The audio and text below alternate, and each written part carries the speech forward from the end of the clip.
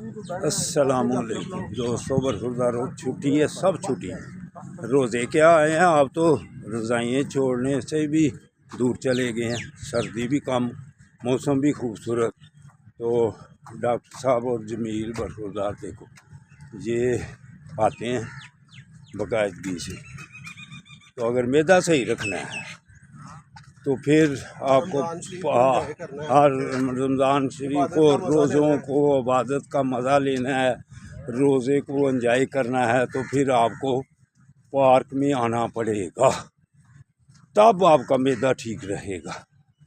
वगरना मैदे ख़राब हो जाएंगे, फिर डॉक्टर साहब के पास तो जाना ही पड़ेगा फिर।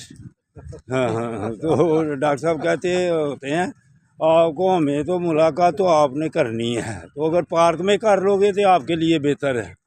तो अगर ना 2000-3000 जो है ना वो दूसरे डॉक्टर नहीं रखते, वो कहते हैं छोड़े क्या दिन को हमारे पास ही आओ, मुलाकात करो।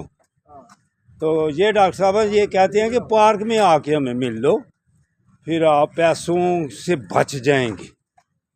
तो वही पैसे आप अपने बच्चों पर लगाएं जो अपने ऊपर लगाने हैं। तो आ जाए। हाँ, अमर वो डॉक्टर साहब कहते होते हैं ना, हज़रत अली रज़ी अल्लाह ताला अन्हु का कौल है कि अक्लमंद को समझाने की ज़रूरत क्या है।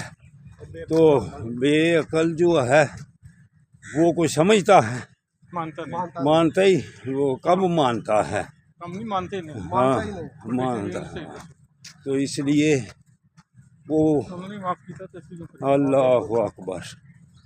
तो हमारी दुआ है कि या अल्लाह इनके ज़हन में वाक़ की अहमियत को उजागर कर दे, ताकि इनको वाक़ के फ़वाइद का पता चल जाए। अल्लाह हाफ़िज़, अल्लाह हाफ़िज़, अल्लाह हाफ़िज़।